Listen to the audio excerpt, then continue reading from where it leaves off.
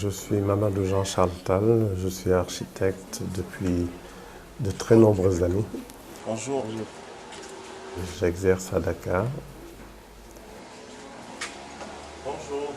J'étais président de l'Ordre des architectes du Sénégal pendant 5 ans. En plus, je donne quelques cours. J'ai ouvert un collège d'architecture avec quelques amis où je donne des cours et je suis également professeur associé à l'école d'architecture de Lomé, au Togo.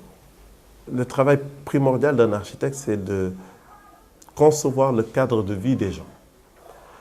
En général, on considère que les architectes, ce sont ceux qui font des grands immeubles, des grands buildings, etc. Si pendant 50 ans, la population souffre chaque fois qu'elle voit cet équipement parce qu'il est mal fait, parce qu'il n'est pas esthétique, etc., c'est une grosse responsabilité sociale. Et donc, je reste persuadé, de par ma formation, de par ma formation politique, que le travail de l'architecte, c'est d'abord un travail social. On participe à organiser le cadre de vie et on ne peut pas participer à organiser le cadre de vie des gens sans s'intéresser vraiment à ce que vivent les gens. Et une fois qu'on a fait ça, qu'on a fait le projet, que l'entrepreneur a chiffré, on aide le propriétaire à passer ses contrats et ensuite on va sur le chantier pour surveiller la construction de la maison. Et enfin, je me suis rapproché, j'ai intégré le Forum civil, où je suis membre actuellement du conseil d'administration et qui s'occupe de la lutte contre la corruption. Et dans le cadre du Forum civil, je travaille plus particulièrement sur les questions de corruption dans le BTP. Et l'idée, c'était que la corruption est un des fléaux les pires de notre pays, parce que c'est une situation qui déstabilise complètement l'économie nationale. Par exemple, tu gardes cette fenêtre aussi et tu accèdes à tout ça. J'avais même pensé mettre au lieu de garder cette quand il pleut, les gens puissent accéder facilement.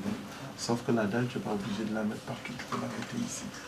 Je pense qu'il est très important pour un cabinet d'architecture d'avoir des gens compétents. La compétence n'a rien à voir avec la maladie ou la pathologie qu'on a.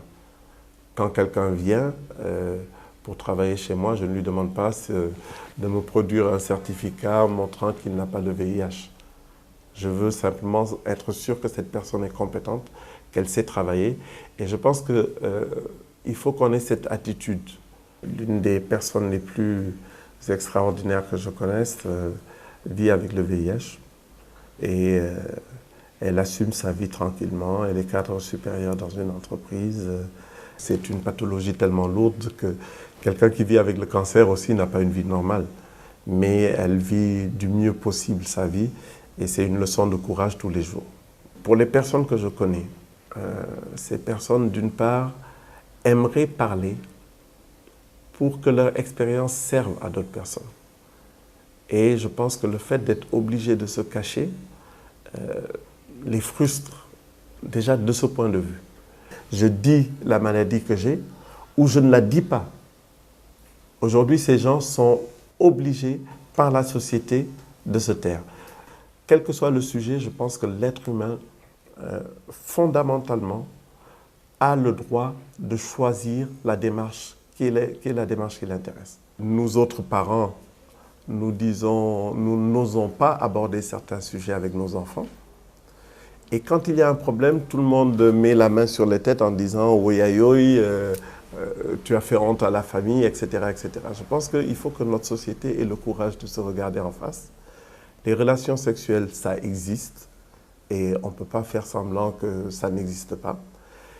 Du coup, dans la structure actuelle, dans la société actuelle, il y a des risques qui existent et il faut qu'on assume non seulement ces risques, mais les conséquences également.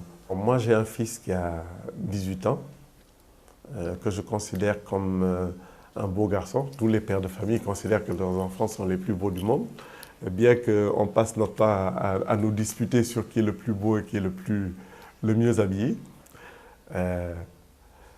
La première fois que je me suis rendu compte qu'il devenait un homme, je l'ai appelé pour parler du préservatif. Je lui ai dit, première chose, je ne sais pas quelles sont tes relations avec tes copines, préservatif obligatoire. Ça l'a relativement choqué. Il a ouvert des yeux comme des soucoupes En disant, papa, comment tu peux me parler de choses comme ça? Je lui dis, mon fils, je préfère te parler de choses comme ça. Parce que ce sont des choses de la vie et je préfère discuter avec mes enfants de cela plutôt que de faire semblant que ça n'existe pas et qu'un jour on se retrouve avec un problème quel qu'il soit. L'autre est, j'en ai que deux malheureusement, l'autre est un peu jeune, il n'a que 7 ans. Mais comme il est assez précoce, je pense que je me prépare d'ici 4-5 ans à répondre à un certain nombre de questions parce que je crois qu'il sait déjà que les enfants n'arrivent pas dans un petit panier porté par le bon Dieu dans la famille.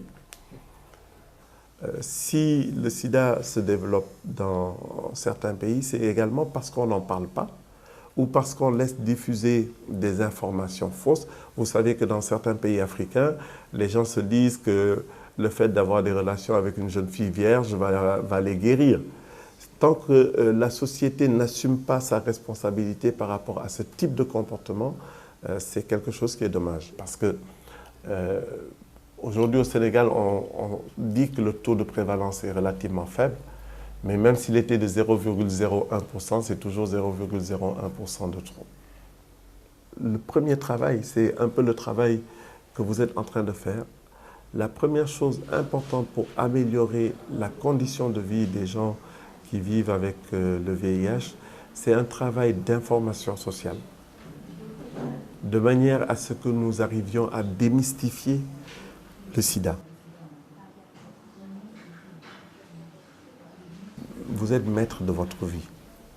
Donc il y a un certain nombre de comportements que vous devez avoir à partir du moment où vous avez la bonne information. Je pense que c'est extrêmement important que vous-même vous ayez un comportement responsable, non seulement par rapport à vous. La vie, c'est une chose extrêmement précieuse qui vous est donnée. Il ne faut pas la gaspiller. Pourquoi nous discriminons alors que nous avons les mêmes droits que vous? Pourquoi nous stigmatisons? S'il vous plaît, arrêtez ça. Pourquoi nous discriminons alors que nous avons les mêmes droits que vous? Pourquoi nous stigmatisons? S'il vous plaît, arrêtez ça. Comment pourrais-je vivre comme ça en me sentant éloignée de tout? J'ai le droit à la parole.